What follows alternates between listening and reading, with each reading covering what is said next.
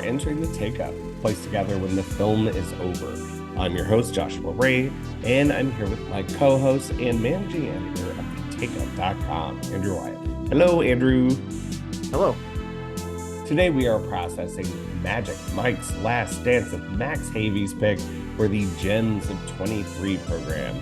First, we're doing Now Showing, a bunch of movies, and after Magic Mike's Last Dance, we'll have one more thing.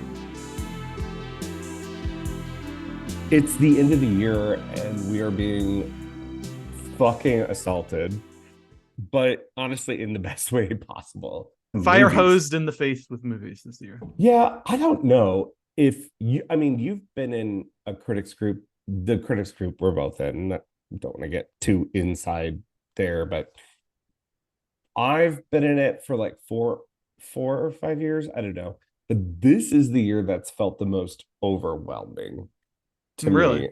And I think that's just, there's a glut of new releases at the end of the year and stretching into 24. I'm behind this year. I'm for various personal and professional reasons, I basically have dialed back my film viewing. So I feel like I'm actually sort of unprepared to talk about 2023 in review, or let's say underprepared compared to the average film critic. So I'm a little, but you're saying that with like 100 films logged, and you're like right. But 100 is light year for me. 200 is a pretty typical. 200 to 250 movies a year is pretty typical for me. So I feel like this year I'm just way behind, but I have good reasons for that. So I guess I shouldn't feel too bad about it. Yeah, you're very busy, and I've been very busy just watching this crap. Let's start with one we have both seen, which I believe to be one of the best films made ever of the year, certainly.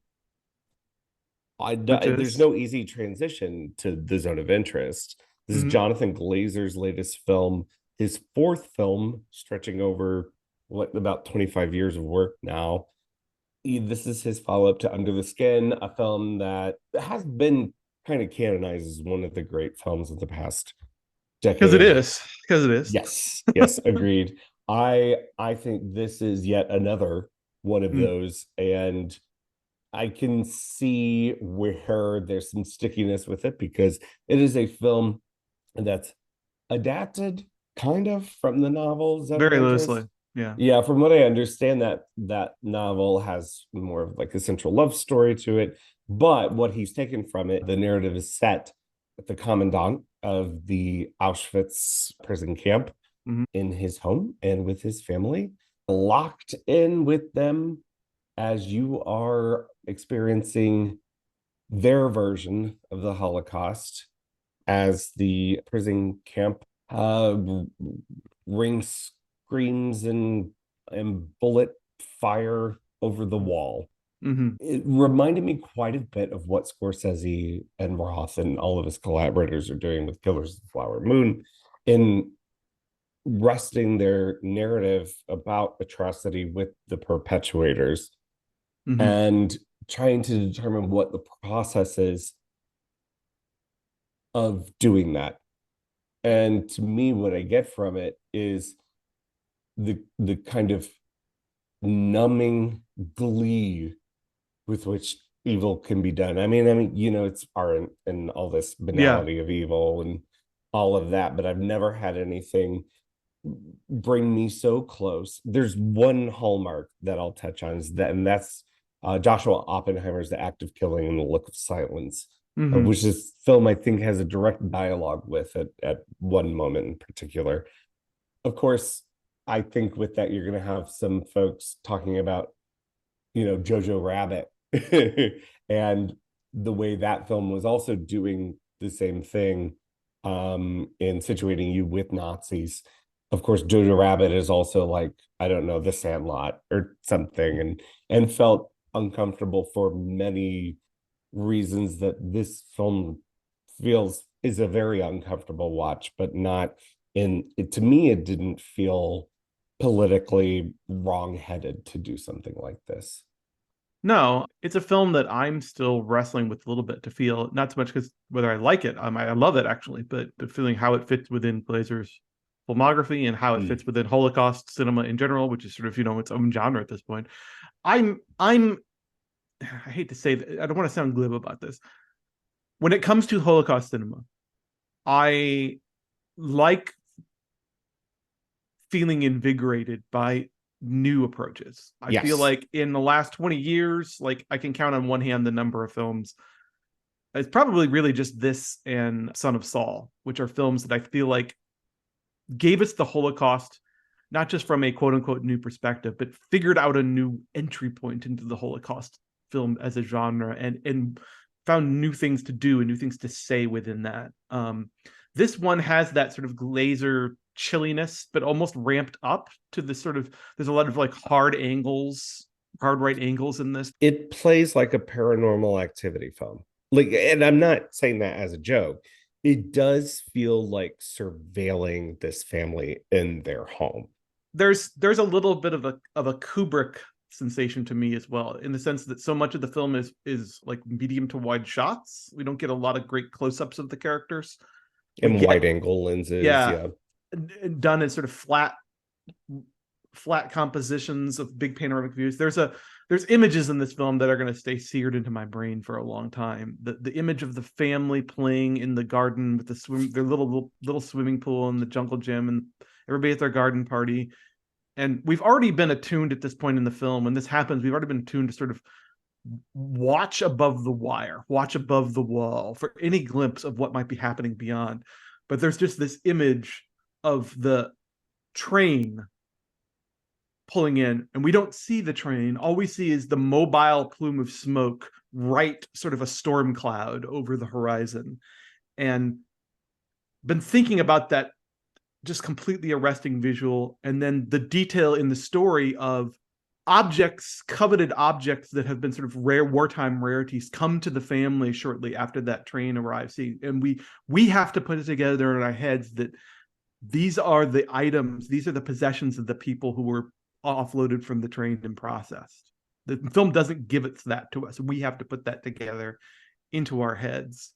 I'm still wrestling with how I feel about sort of like the photo negative night sequences that sort of function as both sort of fairy tale counterpoints to the things that are happening inside the household, and as kind of like maybe dream sequences. It's kind of implied that the younger daughter is having like sleepwalking slash dream sequences that are dovetailing with things that are actually happening outside the camp. They're I'm a little hazy on yeah. that. Much like the artifacts that you're talking about and trying to piece together a narrative, there are pieces of narrative in this. Mm-hmm. There's a little bit of intrigue towards the end, and there's a few implications that people are in on a narrative that we're not privy to. Mm-hmm. But to me, that's all sort of the point, is to have the remove and to have that kind of distance. There's some kind of resistance narrative that's happening slightly, not 100%, but slightly out of our viewpoint. Yeah. It's either like a resistance narrative, or the way that you've learned this character played by Sandra Hüller, who is the film. Just an aside, why is she being campaigned as supporting?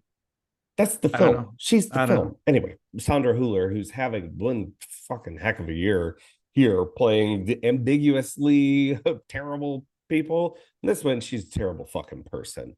But what is ambiguous about it is what's making her tick. And there's the investment in that character is interrupted constantly by a gunshot sound, by something she'll say. I could have you turned into ash and spread across this desert. Mm-hmm. It's not a film, like, even as we're talking about it, I'm kind of overwhelmed. Mm-hmm. I'm kind of overwhelmed by it and the experience of it, to It's where not a film to to go into lightly. I don't think I can no, like just gush about this film and recommend it to everybody. no, It's a challenging film, not in the sense that it's hyper arty. It isn't really that outside yeah, the a formally. It's not little that bit. outside out of what people are experienced with art house, but it does have a kind of I don't know, intensity. The last 5 minutes, I think, are some of my. I'm not sure how it fits into the overall like top 10, top 20 list for me of 2023, but the last 5 minutes of this movie might be like the best 5 minutes of 2023 for me. I It, would probably I don't even know how to describe. I don't want to agree. spoil it, but I don't know how to describe it. But it feels like both documentary and a horror film take over the movie for the last The whole thing. five Yeah. minutes.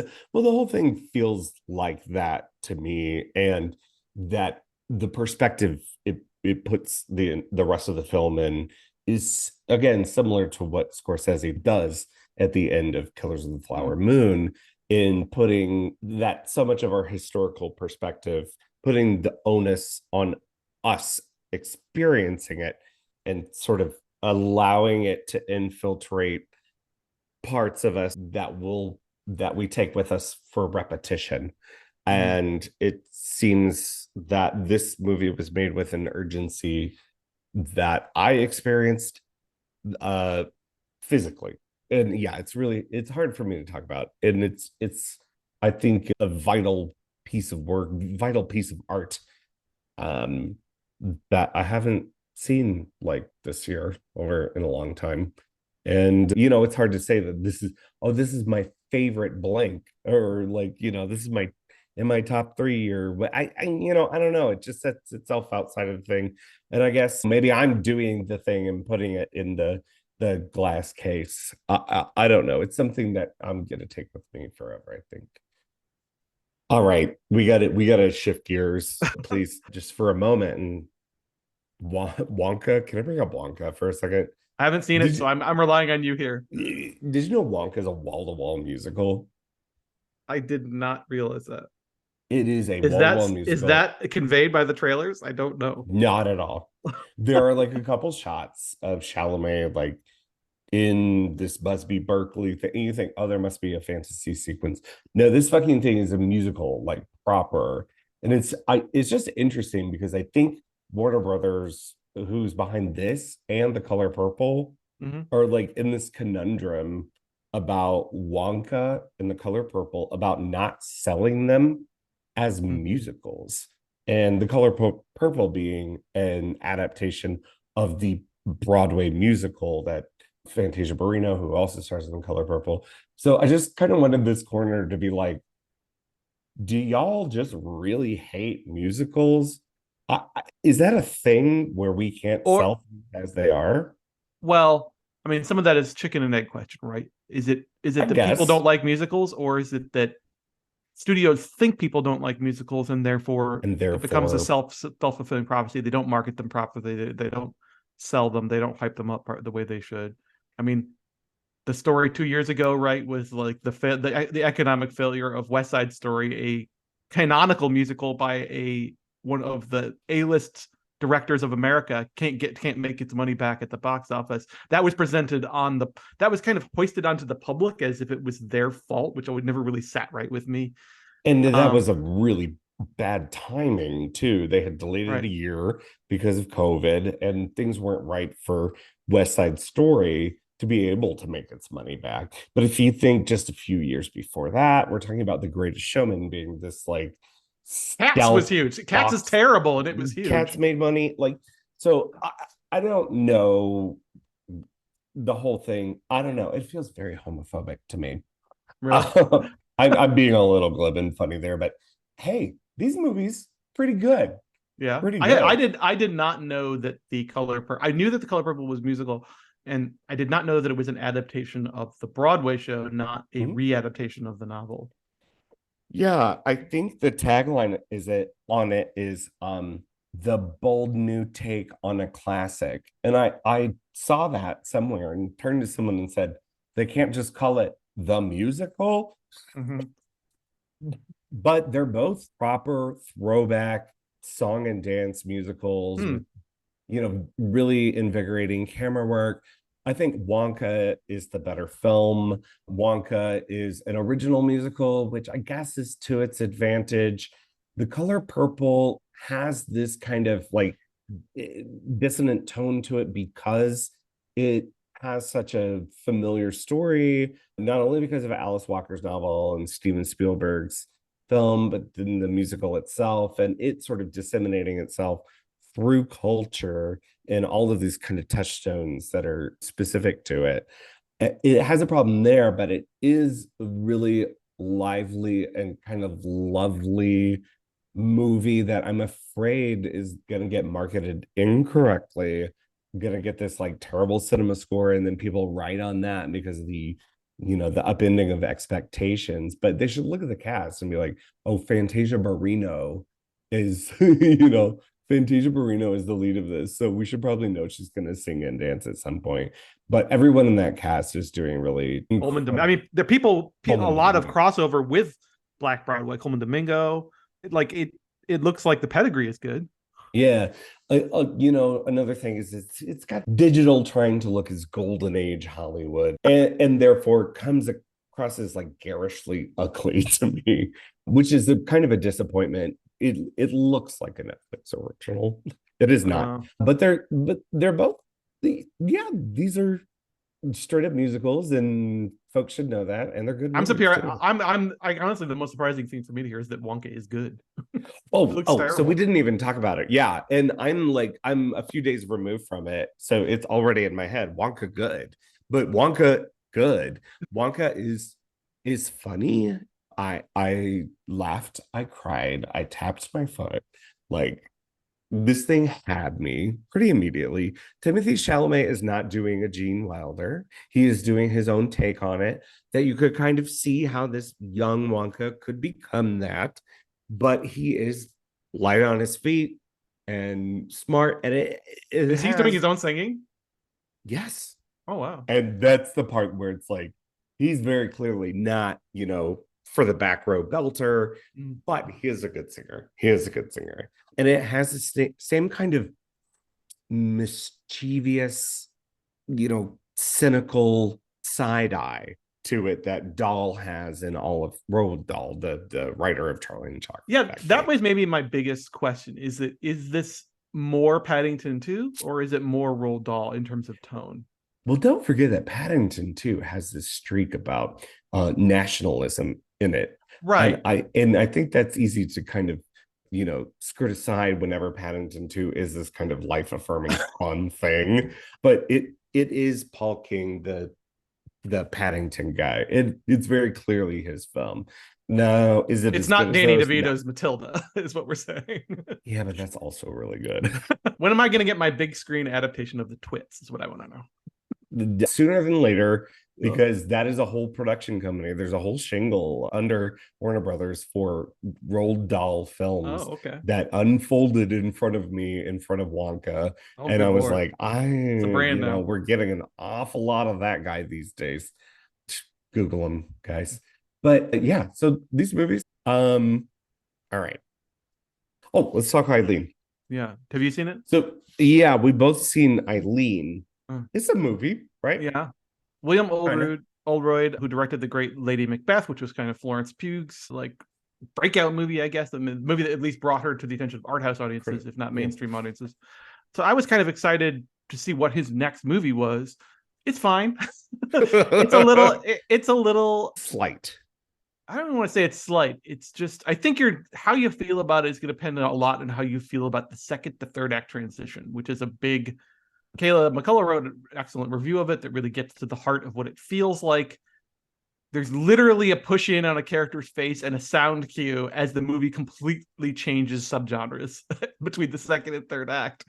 And I'm still not sure exactly how I feel about it. There's some there. It's very moody. There's a very cool, sort of unconventional jazz score for the film and soundtrack. Anna's great. I love Blonde Anne as always. Blonde Anne always does it for me. She's all right. The period is nice, like wintry Massachusetts, like neo-noir, but neo-noir in the late 50s, early 60s. A little Patricia Highsmith in there. Highsmith. Yeah. Because the whole thing, and it's based on a Tessa Moshfegh's novel, Eileen, which centers you in the experience of Thomasin McKenzie, and she's playing Eileen as she has this sexual crush on this older woman. Come on, you know what? The whole thing felt like a joke about Carol to me. And then with that third act readjustment, rhetorical shift. It felt even more like a joke about it. And I have the feeling I've talked to people who've read Eileen and seen the film, and I know I've got to catch up on that book because I do like Moshfegh as an author. And My Year of Rest and Relaxation, right? Yeah, yeah. The That's her film big that one. feels, or the book that feels me the most. For me, there wasn't much there. Mm. But all of the positives that you point out, like the setting, the cinematography, the trappings of Massachusetts around the holidays, and all of that was very intriguing to me. But The cool ultimately, setting, like I like the set, like the idea of the main setting being the sort of boys' prison in mhm, Massachusetts, you know. But yeah, I didn't get a feeling of like making a joke or contempt towards other films. I felt like it was maybe slight is a good word now that I think about it.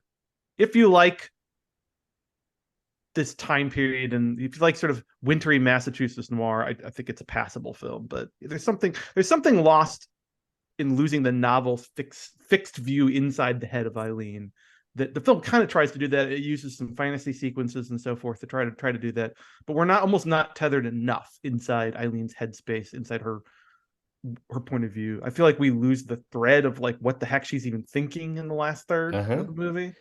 And therefore it kind of becomes about nothing. It's like you're just looking on the outside of a first person novel. And again, I haven't Yeah. read it. I don't know if it is that, but the pass at it to me, it seemed like there was a center that was just completely lost in translation.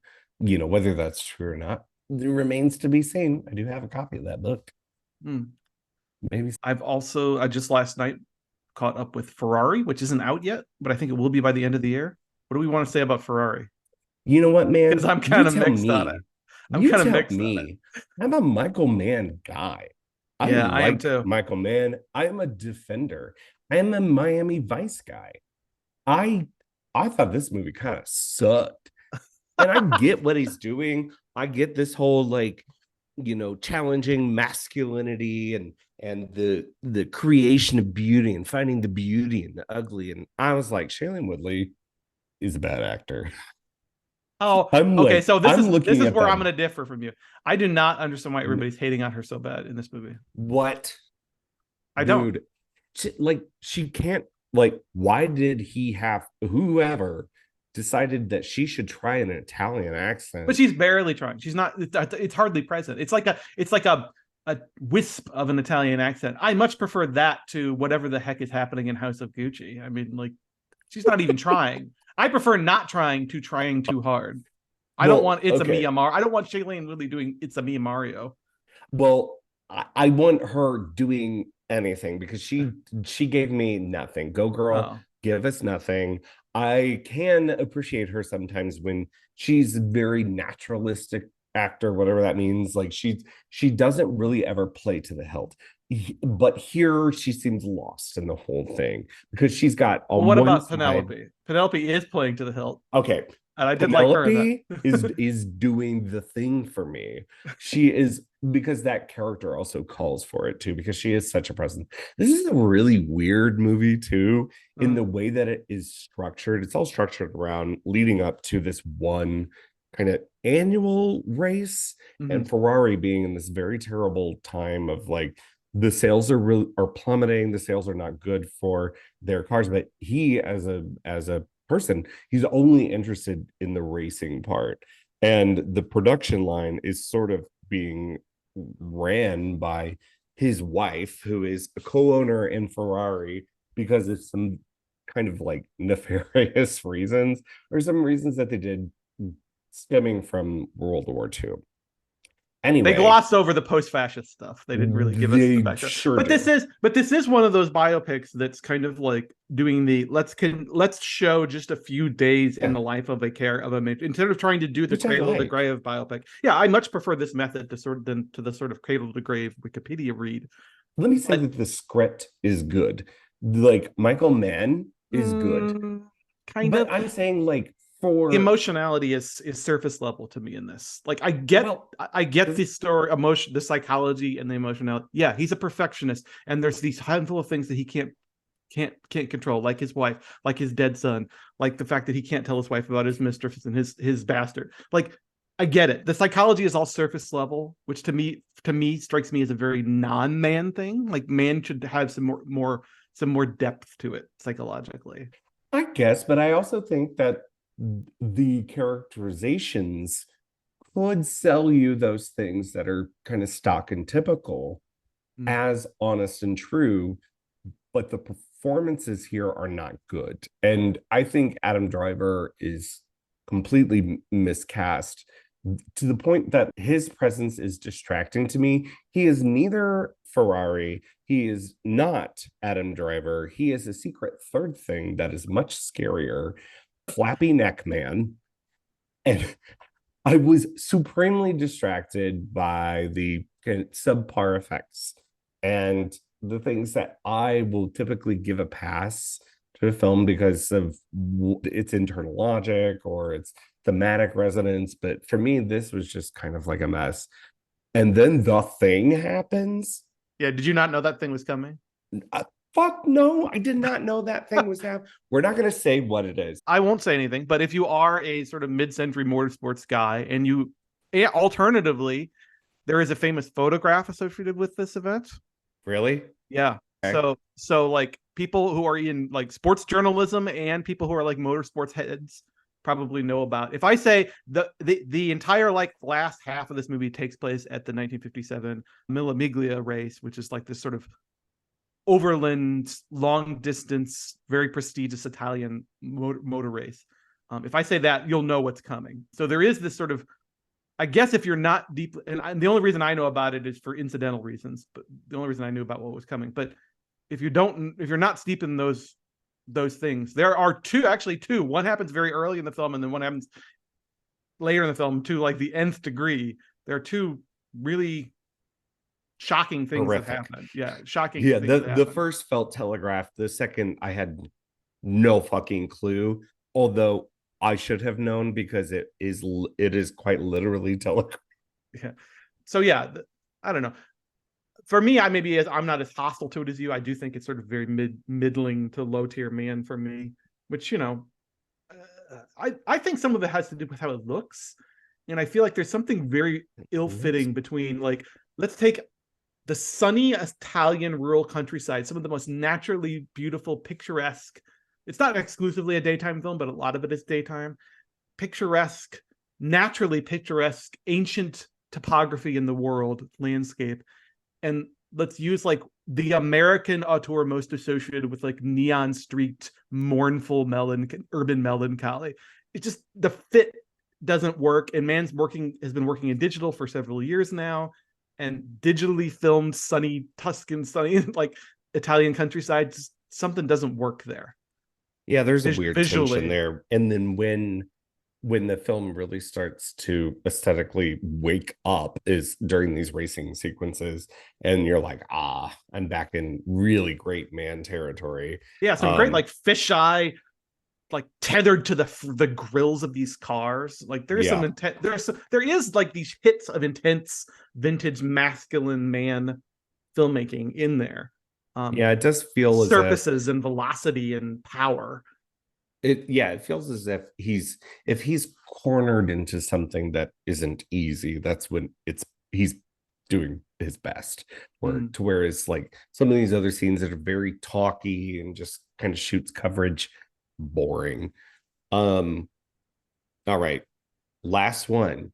Mm-hmm. Final kind of biopic this Oh, season is The Iron Claw. That's Sean Durkin's film. yeah, not the movie I expected from Sean Durkin. It isn't, but how much are you familiar with the family? I know a little bit about the backstory. I haven't seen the film, but I've read some reviews of it. The reviews are very positive. What do you feel about Well, it? it does make sense that it's a Sean Durkin movie. Okay. The Durkin-ness of it comes in pretty quickly, and then you might be suspect of that, and then by the halfway point, you say, I see what he was interested in this. This is the story of the Von Erich brothers. They were in the wrestling federation.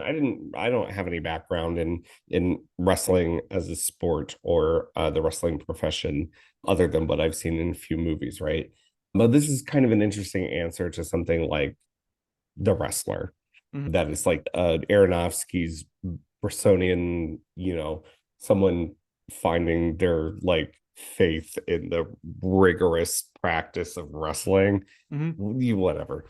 But this family is quote unquote put upon by a curse in which very tragic and terrible things start to pick off members of the family one by one. They all talk about the curse.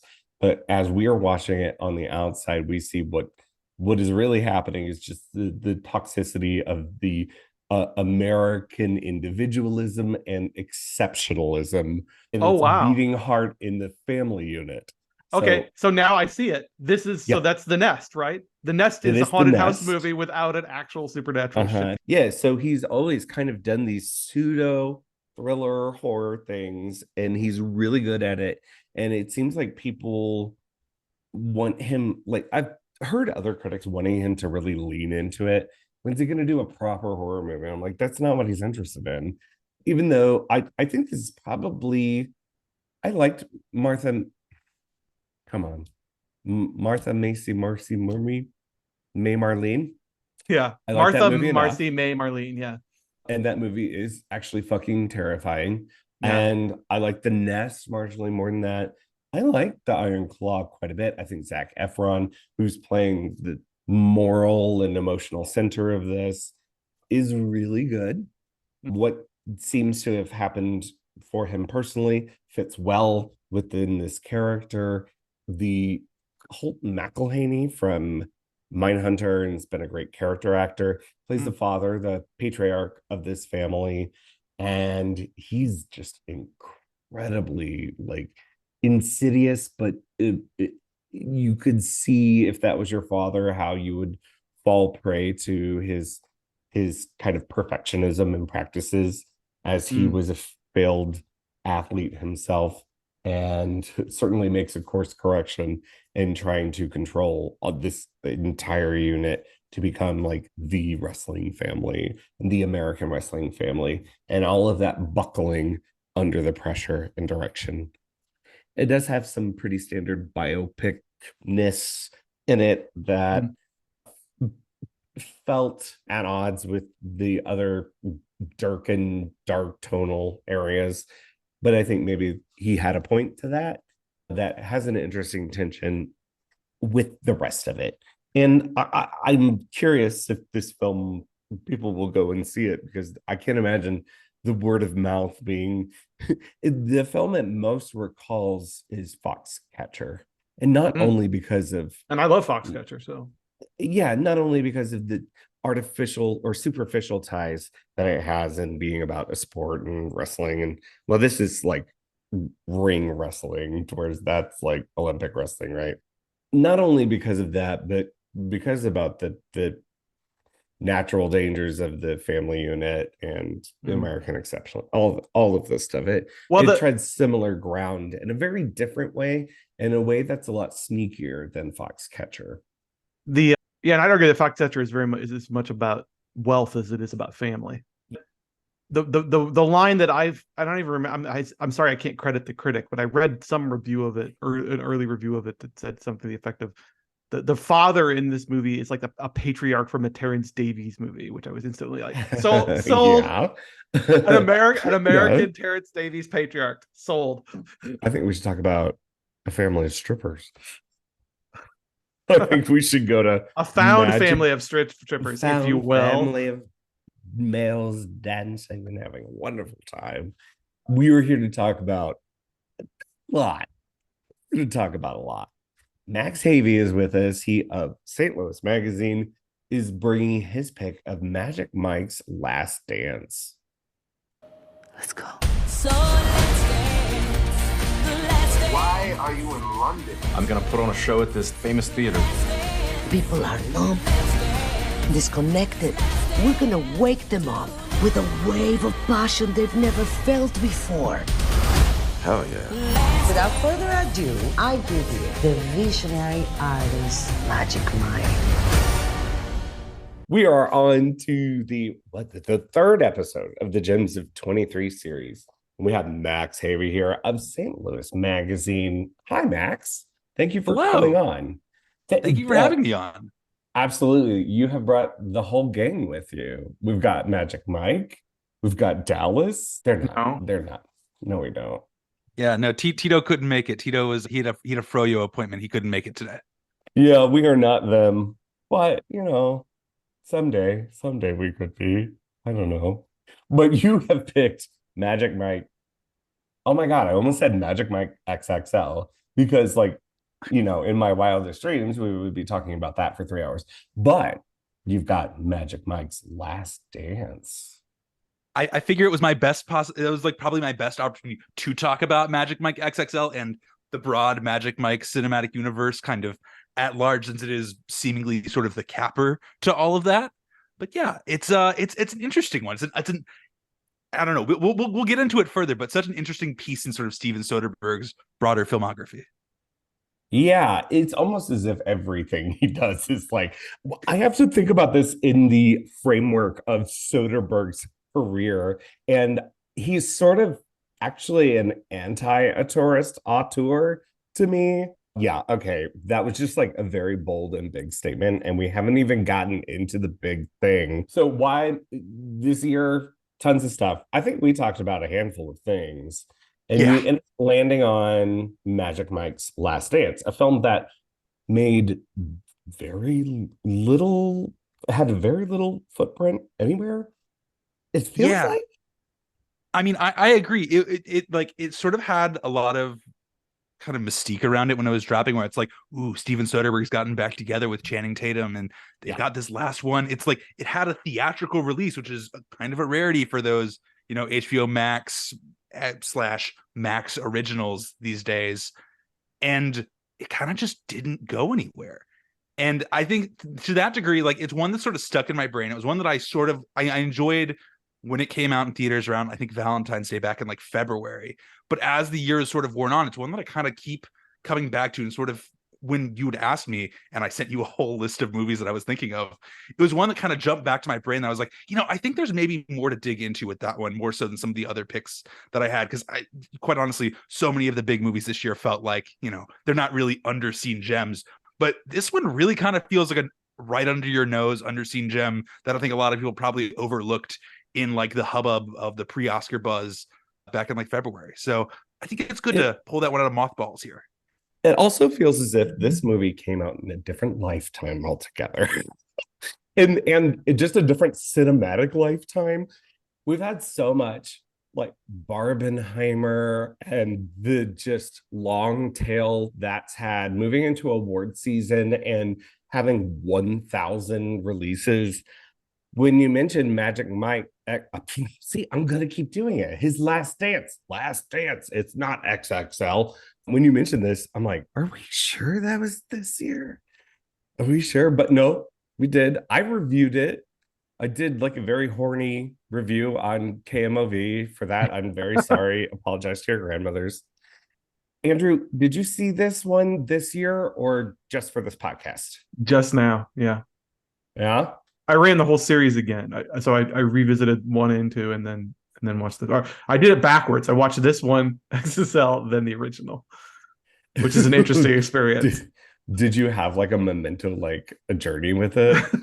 No, but I have things to say. I have things to say. I think we're all in agreement that XSL is the best one, right? Can we just say that? 100%. Yeah. We just said that. Okay. So, but here's the operative question: which is better, Last Dance or the original? I'm firmly of the camp that it's Last Dance is over the original, but I've also never particularly been a huge fan of the original. But that bore out when I also rewatched all three of them, albeit not in reverse chronological. I watched it from Magic Mike XXL and then Last Dance over the course of 4 nights.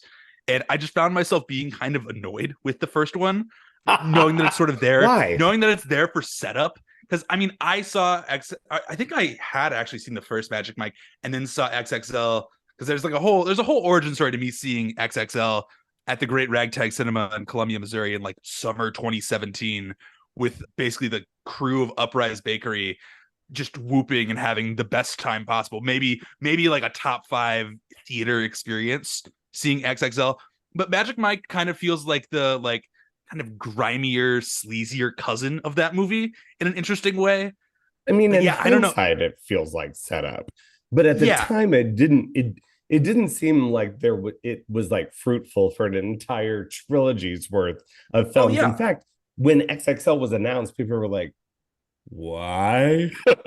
Yeah. And what we didn't know is that we absolutely needed it, and that it would be a completely different thing. I mean, this is a, you know, kind of trilogy of 3 very different films. And I Yeah. would say that 2 and 3 share the same spirit, where the first one is so of its time because it is a direct answer to 2008 recession, and it's all about kind of economics of trying to pull yourself up by your bootstraps and the dynamics of the economy of the group. And you have this figure in it who is sort of the antagonist, but on the scale of this film, in Matthew McConaughey's character of Dallas, who is missing from the next 2 films, because the next 2 films are not really concerned with that. They're not traditional narratives. I'd push back against that. In that it is about like socioeconomic. Yeah, absolutely. I think the It's- whole series is about living life in the 99.9% of America in these United States in this day and age in the 21st century. They take radically different approaches to how to process that, how to understand it, and how to come out the back end with an answer. 3 is, I don't know. In some ways, 3 is the least interesting, but despite being a very pleasurable experience, it's maybe the least intellectually and socially interesting one to me, because it's the one that feels the most. And Max, I don't know if I'm like way off base here, but for me, this one feels like the fairy tale of the 3. Yeah. I'd agree with that. It has a fairy tale spirit to it, that a wish fulfillment aspect that the other ones don't have. Sort of in response to like the seeing it as sort of an arc of like, being in the 99% and sort of like, landing in this fairy tale world. I think I coming out of the movie, I sort of saw it as the 3 movies as sort of an arc for Soderbergh, with Magic Mike being the movie, one of like the last movies he made before going into retirement, a movie about disillusionment and sort of, falling out of love, to, for lack of a better term, with this industry that he's sort of grown up in, that he sort of sees his value in, and kind of can't really see himself growing in further. And then XXL being the movie made during his retirement period that he's not really the director of, but still shot and edited, being sort of the rediscovery for why it sort of worked for him in the first place, and sort of rediscovering how he could make it better. And then with Last Dance, sort of, finding an unexpected sort of new lease on this like profession that he kind of wanted to leave behind to a degree. I mean, he was still working on TV at the time, but in part due to like temperamental financiers who see potential in him, even if for like just a moment, being like, I think it's hard not to see Salma Hayek, Max Andra's character, as sort of being a stand-in for the types of like billionaires that are running streaming services that are sort of his financiers that are sort of bringing him in. But that might be getting way ahead or way off base for the conversation that we're having right now. No, to that point, I think we should set it up, because I think there are really great like creation metaphors in here too. And I think the movie is. Wait a minute. Are we very- saying? Oh, but let's back up. I wanted to back up a minute to process this. Are we saying that Salma Hayek is David Zaslav? That's how I read it this time around. I don't know that Steven Soderbergh and David Zaslav are having a romantic and sexual relationship. If they are, please let us know. Someone out there in the fanfic community, start writing it, because I'll read it just so I can make myself puke, I guess. I don't know. No, I mean, I'm being a little silly, but that is, I'm really fascinated. So that reading didn't even cross my mind, Max. So that's pretty fascinating to think about. Well, Max, do you mind setting up where we find Mike in this one? The first one is all about him being this kind of giant figure in Tampa and bringing in this new kid and these forces of old and new, and, really to the new kid falling into the bad side of things. And I don't know, a more typical narrative about someone entering the entertainment business and the struggles inherent within. The second one is a let's put on a musical road trip movie that is like this like sex positive fantasia and one of the great films. And then here we are at the third one. So what's Mike up to now? So I mean, it picks up with Mike as sort of a like just being a cater waiter essentially for like rich people still in Florida, still in like Miami, kind of not really sure what he's doing. And interestingly, runs into one of the people that he's stripping for in the first movie, which sort of sets everything in motion. Where Salma Hayek's character Maxandra, this like billionaire like woman who's throwing this big party, finds out that he's a dancer and pays him an absurd amount of money to dance for her, and it results in this like just one of the hottest scenes of the movie of just It's so Channing good. Tatum and Salma Hayek doing this insane dance around her like beautiful like modern house, and she's like sees this potential in him, is like, I want you to come to London with me, and he just kind of goes along with it, and it turns into this story of him trying to reinvent this musical Isabel Ascendant. That's what it's called? Yeah. This failing musical that she for this theater that her ex-husband's family owns, to try and revitalize it, to like fix the issues with this play and sort of make it his own. And so it then turns into him trying to figure that out, building this crew of dancers from around the world to make this show, to create this show, while also kind of dealing with all of her like notes and temperamental like ideas that sort of come about as part of that. And so it all culminates in, I mean, it's not really a spoiler, it culminates in this new version of Isabel Ascendant that is a very Magic Mike take on all of that. I wish this movie had more of that in it. Whereas Magic Mike XXL really does feel like Soderbergh's. And I'm sorry to Gregory Jacobs. I am sorry to this man. I don't know him. I don't know him. That's Steven Soderbergh's movie. In so much it feels like his Vincent Minnelli feels like the bandwagon with extra large dicks. And it's quite a bit smarter than just that, but it can be just that. But this one is the behind the scenes, and you can see the idea that you're talking about, Max, in it, in that, yes, you can create this metaphor of it, but it's also that the play that they're making is a metaphor for their relationship. It's like the way that they work out all of their kind of like second voice problems or problems they won't talk about because they should be business only after having this. I love in that scene where he's giving her that dance, how he starts checking the build of the furniture. One, because that's his passion, is making furniture. But two, he's like, we're about to do some crazy things on here. I just have to check the structural integrity of all of your furniture. And Mike just like how Mike is a quickly he does pro. it too. Yeah. He goes to that like the partition bookshelf, like the thing behind me. You should not dance on someone on this. I've already knocked this over. But she, living on like Miami Beach or wherever she is, like, I can't believe the way she calls his bluff about the $60,000 for a dance too. That to me is hot. Maybe that says more about me than I should say on here. But if anything, the first one or this one? I like the first one. I think it's very successful at a lot of the kind of stealth, subversive political ideas that it has. I just think it's very different tonally from everything that would follow after, and that these two films, the latter two films, are a lot more invigorating and interesting, like hard left turn from the first one, to where they're more exciting because I don't see movies like this, like these two. And even though I might like the first one more than this, so that would make this one my least favorite, it's exciting to see this kind of narrative. It is literally, let's put on a show. And it's made by one of the most confident filmmakers working right now. Someone who is so assured in his filmmaking, he can pop these things out 5 a year if he had the money to do so. I think you would. Well, and I mean, it's interesting that this is like not on like this is the one movie he put out this year, but in addition to this, he also put out 2 different TV series and like has a movie that's playing at Sundance in like 2 months. Like, He's very dude, busy. On top of watching What a Fincher's The retirement. Killer 100 times. We're going to talk about The Killer, by the way, in the context of this film, I think. Oh, my good, God. good. Just do it. Yeah. Let's Yeah. do it.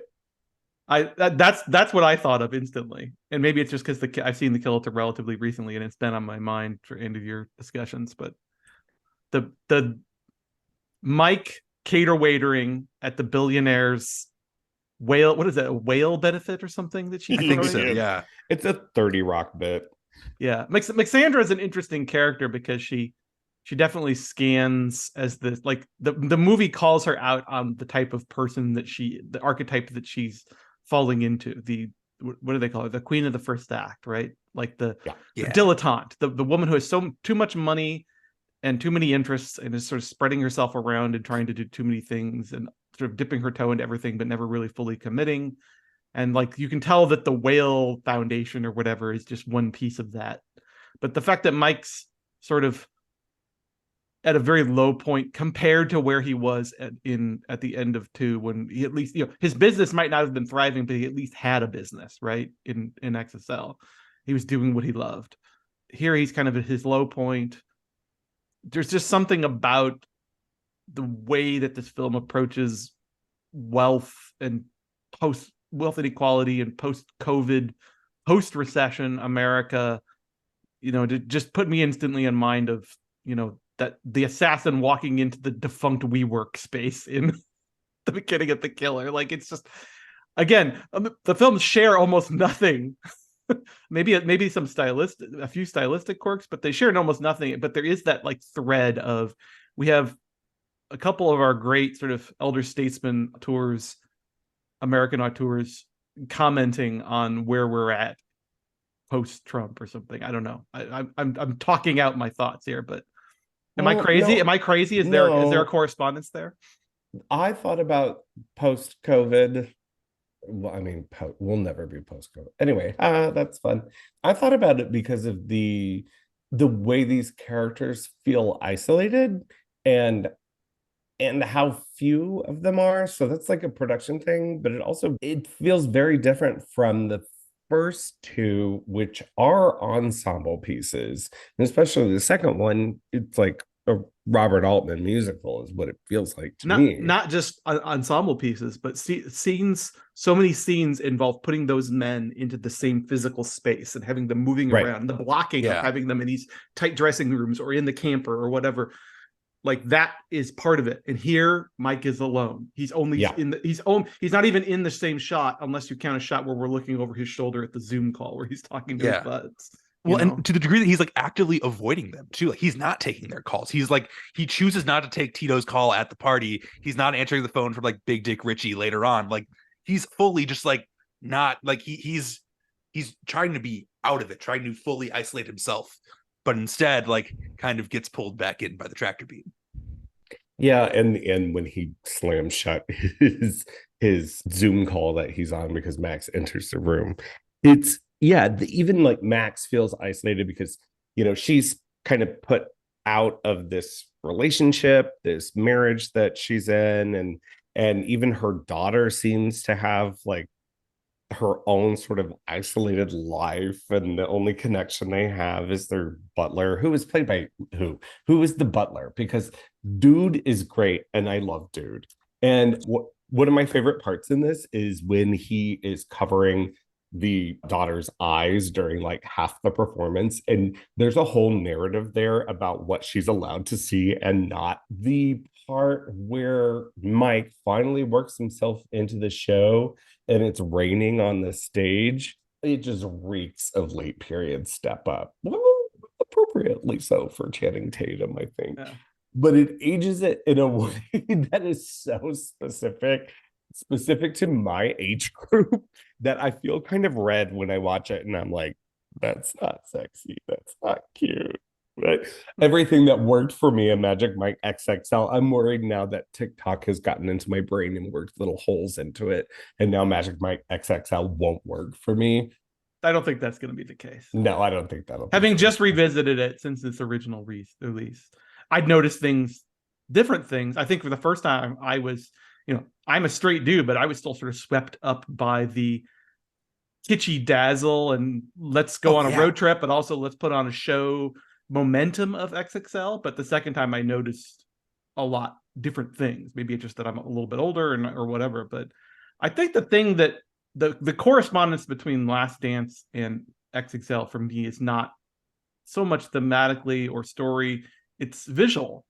I feel like, I mean, Josh, you've talked about how Magic Mike, the first film, feels like a refugee from an older Soderbergh era. And I swear to God, you could put a still frame of Magic Mike and a still frame of Contagion on the film. And if there weren't visible actors on screen, I defy you to tell me which one is which, because they both have that horrible jaundice.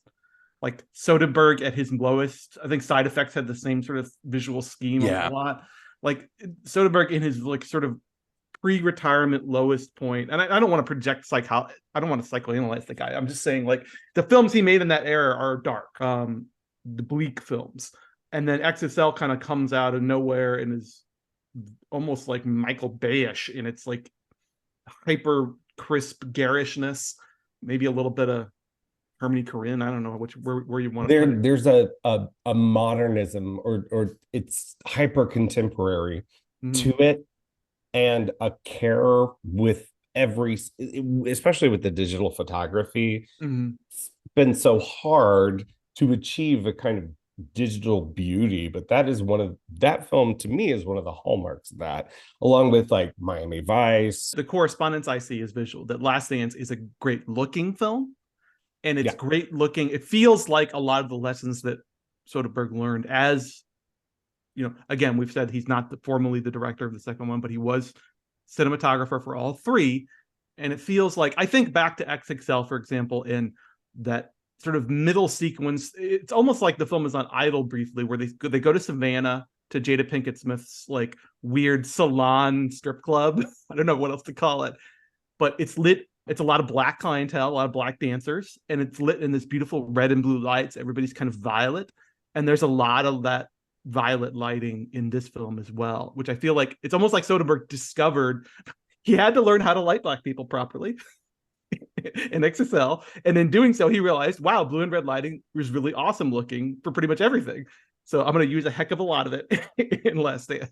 I do like the Flight of Fancy and Last Dance that recalls XXL the most, which is the dance on the double-decker bus to convince the zoning person that the Radigan can reopen. And what they do is tenfold of the dance in the convenience store. I mean, you can't outdo the dance in the convenience store because it does feel so fresh and like naturally comes out. And this, of course, is like a big production on a double-decker bus. It's a TikTok dance is what it is. We're gonna hyper choreograph something ahead. I mean, even the way it's framed, it looks like a viral video. It's centered, yeah. Because it does have that narrow center, vertical. Yeah. Oh my God, you got me. It's a funky TikTok dance.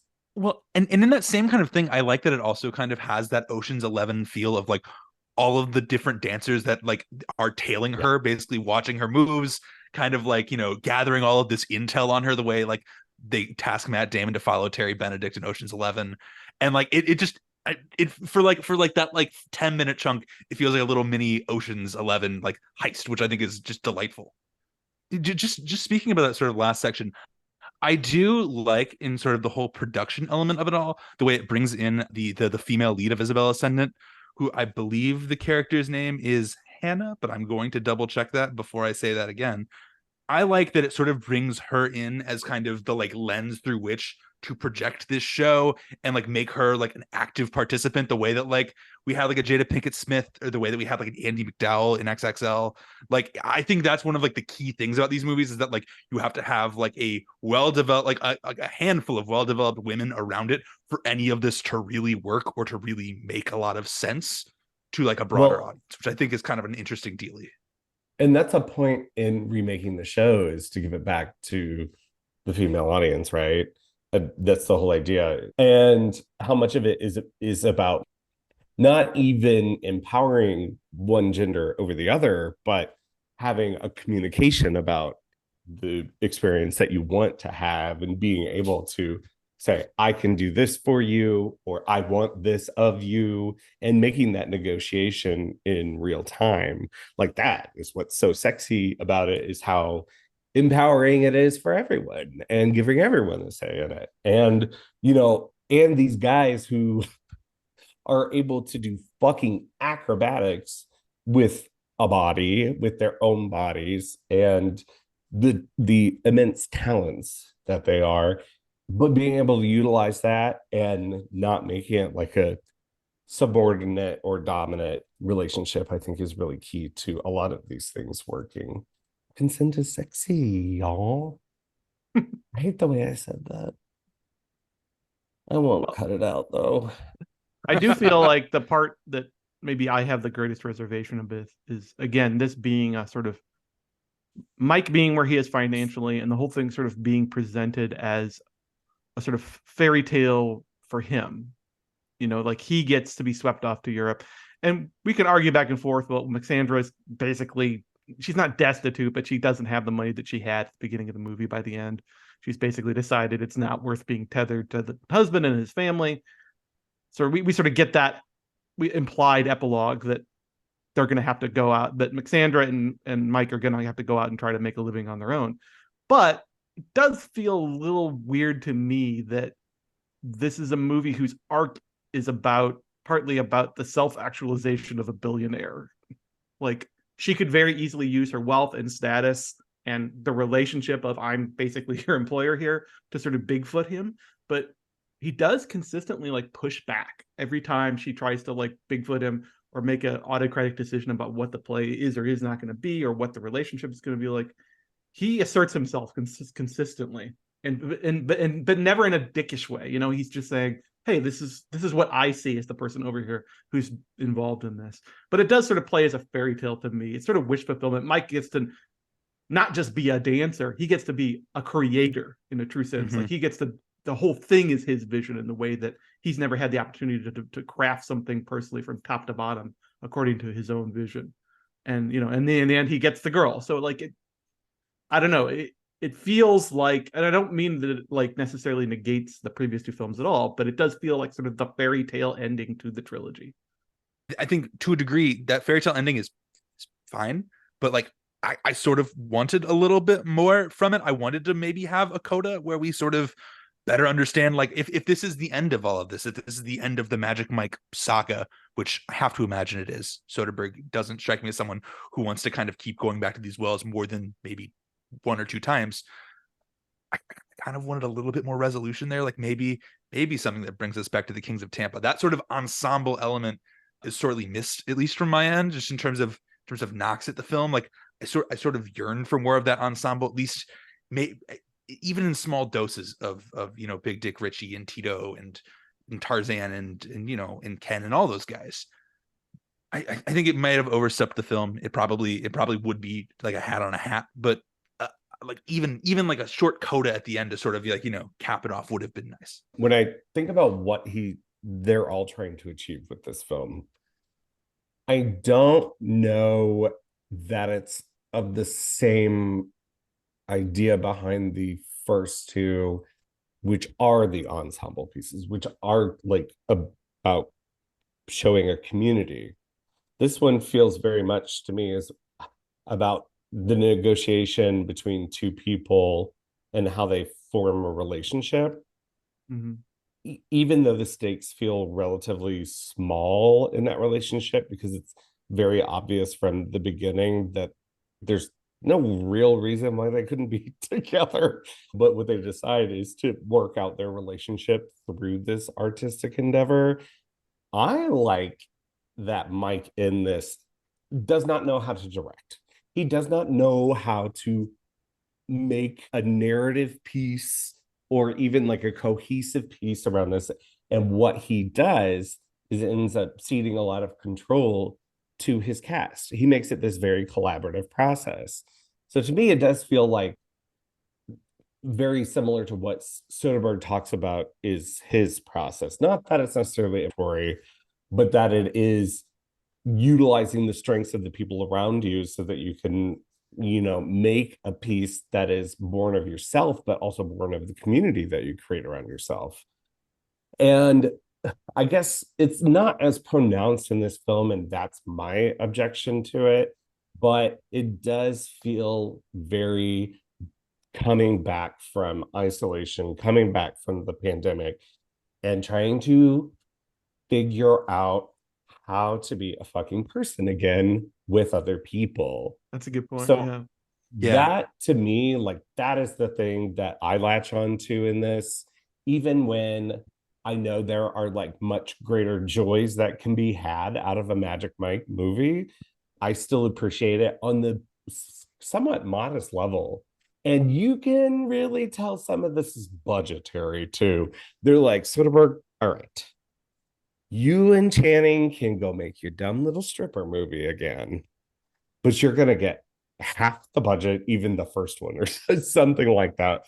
And therefore, like, you're not going to be able to pay Matt Bomer and Matthew McConaughey and like all of these people. Like, think about scaling it back to where you can have two leads. I think ultimately, I don't know that I'll be going back to this one like in the way that I go back to Magic Mike XXL, which is about once a year. It's like an antidepressant. Like, I have Zodiac, Carol, Magic Mike XXL. Like, I have a few antidepressants. Persona, I'm a weird guy. Those are the things that make me very happy. Well, Make them your admittedly, seasonal comfort films. Yes, yes. XXL is actually the one that I understand the most because it's the Paddington 2 of stripper movies. Come on. It is. It is Everyone got mad at me for perfect. saying that 5 years ago. It's so good, and it is It that. is, yes, because it is a fucking hit of dopamine again and again and again until the very end. All I do is win, no matter what. Like, I will even tolerate that song because the very like last shots of XXL are so perfect to me. Anyway, yeah, we'll have to do like a proper XXL minute by minute. But I understand, again, sort of contrasting the three. Last Dance feels like they live happily ever after. Mike and his and his lady friend who's presumably gonna lose her money. I don't know. That's what it's implied, I guess. The first one ends on such a down note, even though Mike ends up with the girl, so to speak, at the end of the first film. We've pretty much lost the kid along the way, and everything has kind of fallen apart and gone to shit. Yeah, it has a false happy ending. It's the bleak end. It's the bleak ending. Whereas XSL has a happy ending, but and I don't want to intellectualize Magic Mike XXL, but hey, this feels like the best place to do it. There's something about the end of XXL where it's an Ocean's 11 callback, first of all, which these guys standing sort of in a row on the boardwalk at Myrtle Beach. We don't really see what they're looking at. I get the impression they're looking at fireworks off the coast. They're in Myrtle Beach, not exactly the most glamorous city in America. It's a scuzzy Florida city, right? But Mike and his bros have just put on like the best show of their lives. They know it. They know that what they've done is something special. They're sort of in the afterglow. For tonight, Mike has a girl on his arm. Like, it's a transient joy, but it's a genuine joy. The joy of, like Josh was saying, of community. And I think about, like, as I'm watching the first time I was just sort of swept along and said, what a great time. And this time I'm watching it, I'm getting all like 40-something melancholy. I'm thinking of Thoreau and Whitman at the end of Magic Mike XXL, and about how, like, the beauty of the moment, the joy, the happiness that you found in the moment is really where it's at. And so much of the first film is about like hustle and the American dream as a hustle, as a way to get ahead, as a way to claw where you can. And the second ending of XL almost feels like a rejoinder to that, to saying, yes, you have to work, but there's pleasure to be had in community. There's pleasure to be had in creation. There's pleasure to be had in performance. It might be fleeting, but it is genuine happiness. Whereas the third film, I feel like, ends with the key to success is getting a billionaire British lady who's into you to sort of sponsor you. But so I don't, like, again, so maybe that's my only reservation about the third film, is that how it conflicts with everything that felt good about the ending of the second one. But yeah, but in the I get sense that. that Mike losing his furniture company, people would say that's like a downer start, but it absolutely in my mind, Mike losing the company absolutely dovetails with the end of the second movie, because the end of the second movie is about eat, drink, and be merry tonight, because we don't know what's coming tomorrow. Well, and the degree to which everyone else in that ensemble is dealing with the exact same issue. Like everyone is feeling that pain. I mean, Richie's cleaning pools. Like, Tito has his frozen yogurt business. Ken is just kind of a Reiki healer. Like none of them are doing the things that like actually make them happy. They're all like, dreaming about get rich quick schemes, like their condiments, or they're which is such a good weird little aside from Joe Manganiello, who is quietly kind of the MVP of XXL to me. Like just his facial expressions alone like make that movie. And yeah, but I agree. I think that is fully we found happiness in the moment while we are all continuing to struggle in our everyday lives and finding a way to do the things that make us happy in spite of everything that seems to be stacked against us, which I agree is fully like the best of all three of these endings in my opinion. I always thought there was a bit of melancholy in that, and the way that they actually achieve their dreams is with what they know best, which is dancing, and that maybe they can't actually achieve them. The only way to achieve them is some sort of artistic expression of the thing. And so there's like a gulf between what you can do and what you can dream about. Well, and there's sometimes also we make compromises.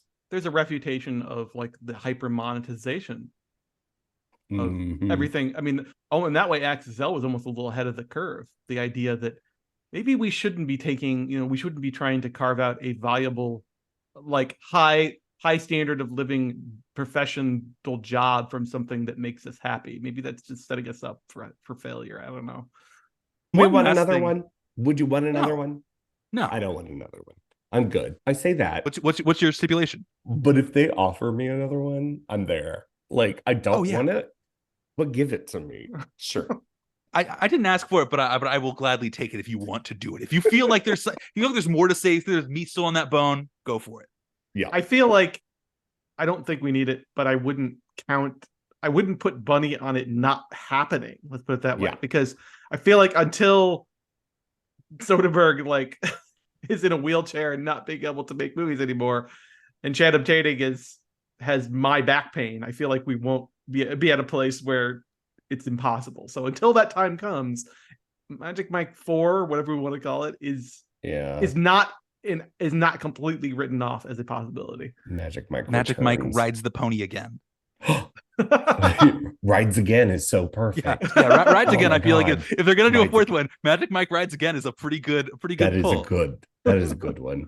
I think anything is possible with Soderbergh, and that was sort of going to be my closing thought. Was like, I have always loved that about his filmography. I've loved that about like just the way he's approached making films.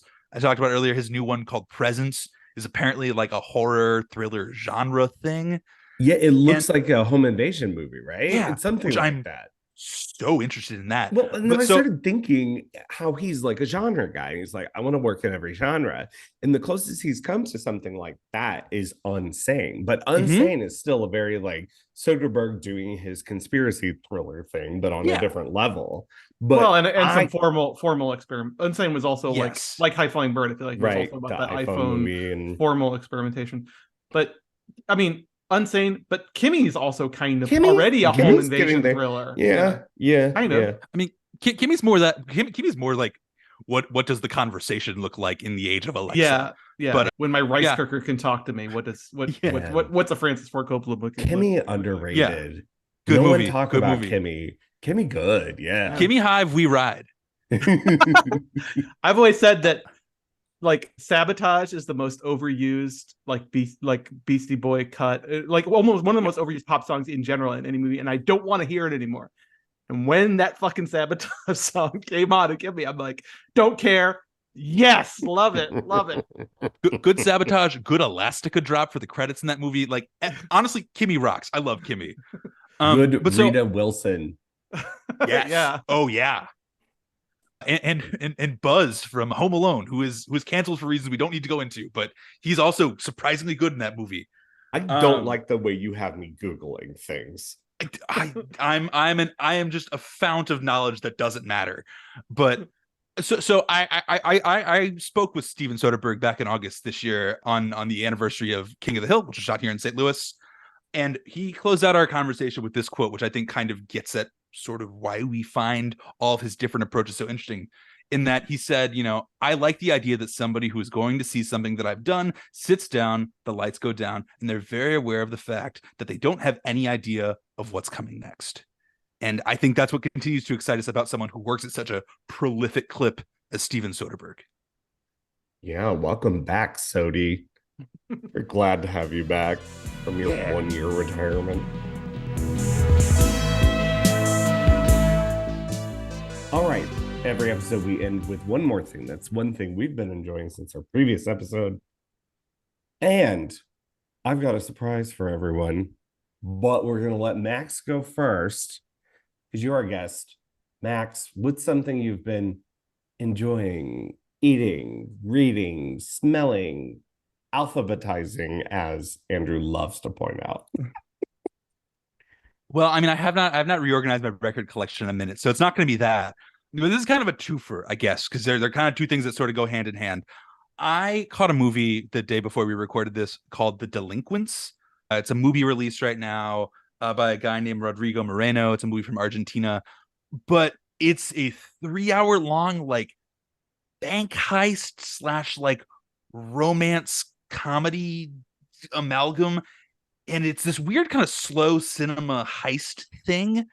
And I say heist thing because like that's maybe like a sliver of what it's actually going for, but it kind of falls down these narrative side streets that I really enjoy. Well, also the premise of it is ostensibly like the most George Costanza idea ever of the perfect crime, and it is quietly very, very funny. You have to explain that. Yeah. I'm aware of the film, but I don't know what that means. So the crime at the heart of the film, it's not really a spoiler. This happens within like the first 20 minutes of the movie.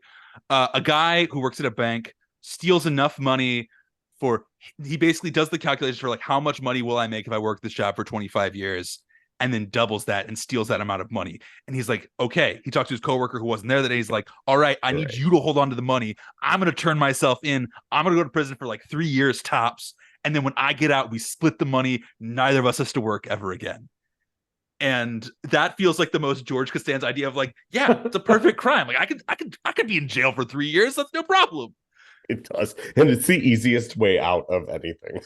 Which is so funny where it's like, like you could, sell your soul for 25 years or, like watch this over for me for like 3 years. But then like, there's this interesting, like, there's like, he's in jail and like, there are some like things that he wasn't expecting there. There's this whole interesting like countryside, like diversion, which in the film, which kind of snakes its way back in interesting ways. And just in addition to all of that, it has jokes to it. It is very funny and like maybe kind of a Roy Anderson sort of way. In like kind of absurd, like almost Kafka-esque humor. And then like there are some really simple camera tricks that really I think work and are interesting uses of stuff like split screen that I don't see used terribly often outside of like an Alex Ross Perry movie or something. Like, and there is at least one camera choice late in the film that actually made me gasp and rewind, which is not a thing that happens terribly often. Where I was just like, that's cool. I just love the way that you did that. So there's that. It's this kind of discursive heist story. But in doing that, I've also been reading Jennifer Egan's A Visit from the Goon Squad and The Candy House, which I just finished today, which are also these kind of interesting interconnected stories that sort of weave together these, interesting networks of people and the way they're connected to each other that I think lines up really well with The Delinquents and kind of was very much on my brain while I was watching it. So those two together. I've read good. Goon Squad. Goon Squad is awesome. It's an awesome book. Goon Squad rules. If you liked Goon Squad, you should check out The Candy House because it is basically a sequel. Okay, cool. Candy House is the new one, right? Yeah, it came out last year. Delinquents is among the 10 films I will be watching in the next 2 weeks to properly cut off 2023 before we get into our top 10 business of the year. And that is on the list. It played at the Webster University Film Series not too long ago. Only one show, but I know that our friend Pete is a big fan of it too.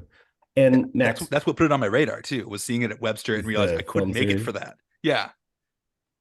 All right. Well, where can people find you online? Yes. So I am just at Max Havey, really anywhere you can find me. Twitter / X, Blue Sky. I'm over at Blue Sky at Max Havey, Letterboxd, Instagram, all the places. I'm just at Max Havey, one word. Very cool. Andrew, everyone's in suspense for my surprise, but you get to go next. Okay. Well, I've been catching up with the television Kardashians. series. Yes. No.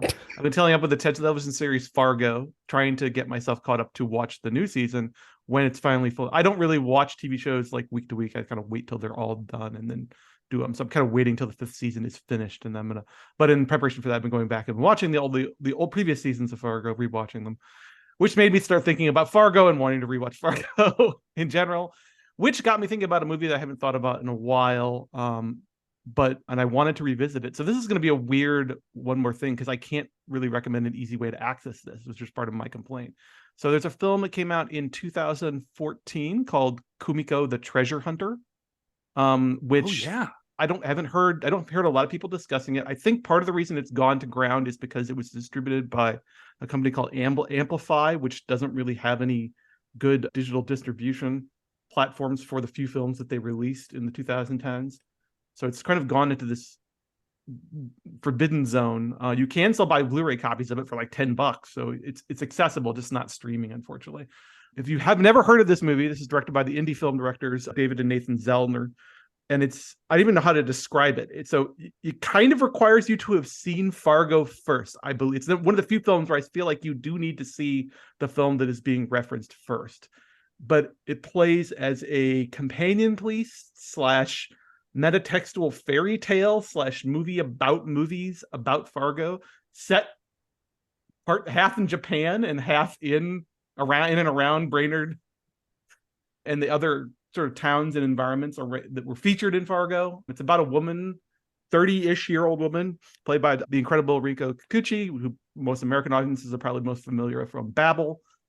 She's this sort of socially maladjusted, misanthropic woman who becomes delusionally obsessed with the movie Fargo based on her discovery of an old VHS copy of the film.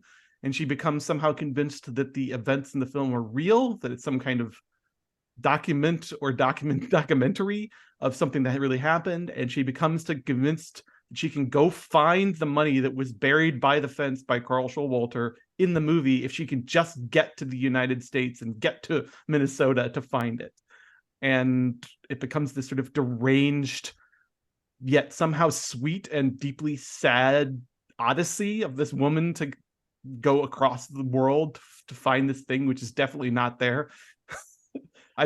If that description, if you like Fargo and that description makes you excited, then absolutely spend $10 blindly to get the Blu-ray of this movie from Amazon. It is an incredible film. I haven't heard anybody talk about it. I haven't seen the Zellners do much other than pop up as actors in other indie films for here and there. But it's a film that I'm every time I remember it and I revisit it, I personally own it, and every time I revisit it, I get excited by it all over again. I'm like, it's this like great hidden movie of the 2010s that nobody talks about. So highly recommended, especially if you are a fan of Fargo and the Coens in general, go into it blind and just sort of see where it takes you.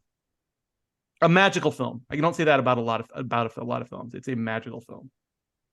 I was a fan of their second film, Damsel, with Wasikowska and Robert Pattinson. Mm-hmm. That was like one long joke about Westerns that really worked for me, but I had never seen anyone else ever talk about it. It's an odd film. I still don't know how I feel about Damsel. It's an odd film.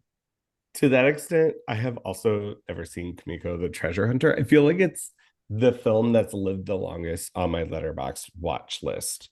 Have I talked about it on the pod before? It's like one of my personal favorites. Okay. But while you were talking about it, I ordered it.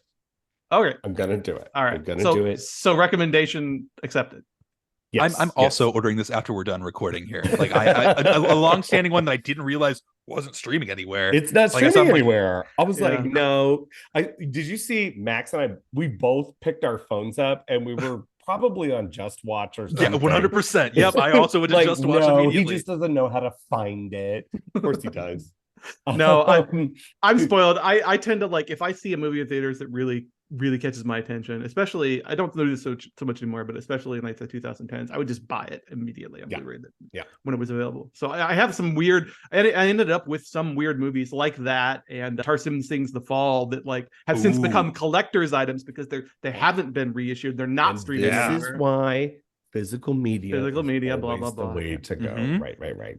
If you want to find me, you can find me at AWhite76 on Letterboxd and at thetakeup.com. As Josh says, we will probably be doing a big expected annual best of 2023 piece sometime in probably early January, first week of January, I think. So look for that from Josh and Kayla and I. Josh, what is your one more thing? My one more thing is a video game. Wait a minute. That's supposed to be my thing here. I've played about 1 hour of a video game and am ready to talk about it. All right. I don't have the lexicon, like I don't have the terms to tell you how this game works. So Mhm. I'll just describe the gameplay and you can tell me if there's a word for that. But it looks like, and the narrative of it are very similar to the works of Junji Ito, the writer and graphic novelist, however you want to say that. So it's like extreme folk body horror, Japanese body horror. And you might know him from like what's the one Uzumaki, the one about Mhm. all the spirals and like Yeah. monoculture taking over. But this is a video game that plays like I don't know how to describe it. Like Well, what the is it? search- What's the title? sorry, Yeah. sorry. It's called World of Horror. And Mm. the look of it is very that, but also like a one-bit comic book panels. And it's all about this kind of like creeping cult coming into this Japanese community, and you are playing someone who's trying to figure out what the fuck is going on. So you have like all of these little missions. The one that I'm in is the easiest, where I'm exploring a school trying to collect materials to like redo this ritual, and I keep getting into battles that are very like D&D, where I have to, like try for dexterity and stuff like that. Well, I'm looking at this on Steam right now. This is very much of a piece. This is very clearly set up as an homage to a certain type of Japanese point and click adventure, text adventure and point and click adventure combo with like with the added spin of like retro Apple One graphics, like the black and white pixelated graphics. It's really fun because you can customize it in some ways with like color schemes. And so that gets me going. But the graphics are incredible because of what they can achieve in this 1 or 2-bit version, whichever you play. But the stories are so reminiscent of Ito, who I'm like such a huge fan of. And I'm not like a huge comics person, but that is one artist who I genuinely love. And I think we have everything that's been published in North America here in this household by him. So because I'm like, oh, this looks tangentially related to that, I'm gonna pick up my Wii, I still call it a Wii, my Switch that has not been turned on in 3 years. I call it a Wii. It's here in my bag too. I pulled it out at breakfast this morning and everyone had a good laugh because it was like, what the fuck? What do you got in that bag, Mary Poppins? Anyway, so it's called World of Horror. I think you can get it on Steam for PC. It's like $20. You can get on PS5, all major platforms. So yeah, people send me, hints and tricks and little things to help me actually do good in it. Video games. I know how to do them. And you can do that at Crispy Retinas on Instagram, Letterboxd. But you can find all of us at thetakeup.com. That's a take/up.com. The Takeup STL. All right, Max, thank you so much for joining us. That's Max Havey, St. Louis Magazine. Please come back. Yeah.